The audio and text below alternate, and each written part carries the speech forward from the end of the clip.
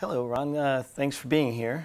Maybe you can take a moment to tell us about yourself and the company you work for. Sure. I'm Ron Winward from ServerCentral. I'm Director of Network Engineering there, and we're a data center and co-location provider, and we are also a Radware partner and customer. Yes, we're really thrilled about the relationship that we have together. We are too. Maybe we can describe in your own words how you see the security threat landscape evolving and maybe how you factor into thinking about protection sets in your environment. Sure. So we offer Defense Pro as a managed service for our customers, and our customers will receive denial of service attack.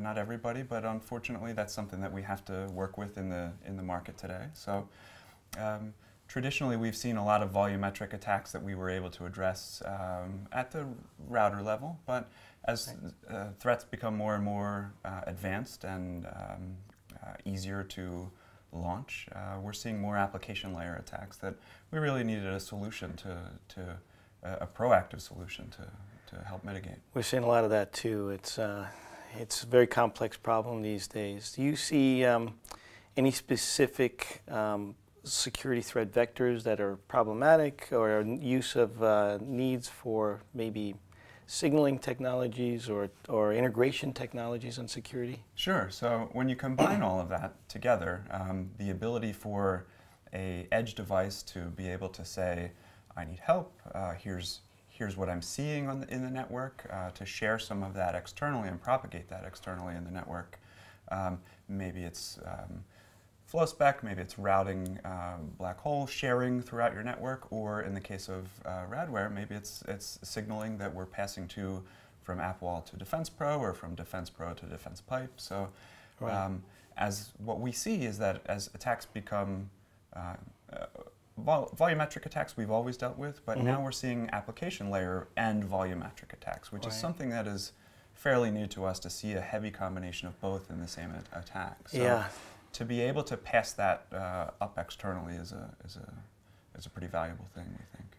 How, when you're thinking about cyber attacks today, and you were maybe talking to colleagues, what are the things that maybe you discussed that you believe today are requirements, or maybe in the past it didn't feel like a requirement? I think that the application layer stuff really is from a network service provider. We haven't had to worry as much about it, but our customers do have to worry about it. And to me, really the shift is the bigger application layer attacks that my customers don't always have the assets in play at the time that they need it. So as a partner, we have Defense Pro on site that we can help them deploy pretty quickly. And makes sense.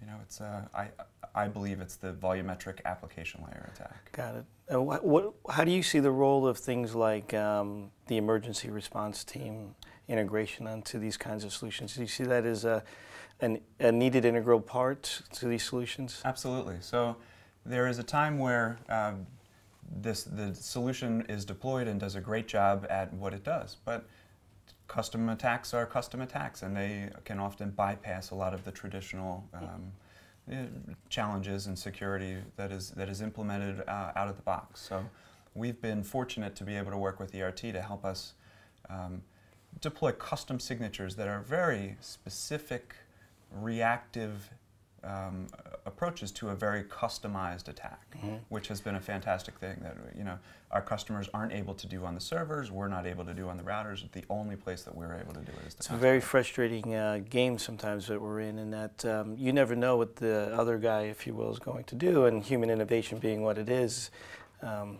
we really believe that people are a necessary overlay to the technology solution. Yeah.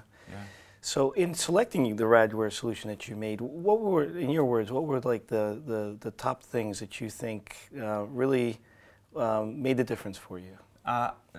Two very important things. The first is the people, frankly. The people that we work with, the talented support. Everybody is accountable at Radware. Everybody's knowledgeable. Everybody wants to help you. I see that from every aspect of the organization. The second most impressive thing to me was the responsiveness of the behavioral DOS engine during an attack. In 18 seconds to have something mitigated is fantastic, and to have me have it be handled before I can even have a chance to look at it. It's a very powerful thing. It's something we hear frequently, and it's a very different thing. I sometimes actually even hard to articulate to folks the automation of it, of the tool.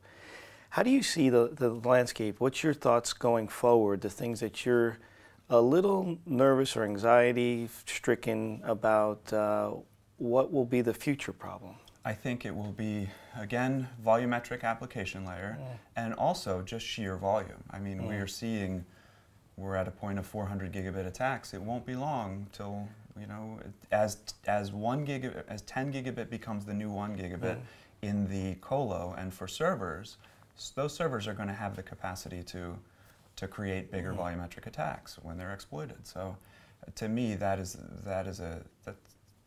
a big threat for the entire industry. Ron, thank you so much for being here today. It's been great speaking with you. Thank you, Carl. You as well. Thank you.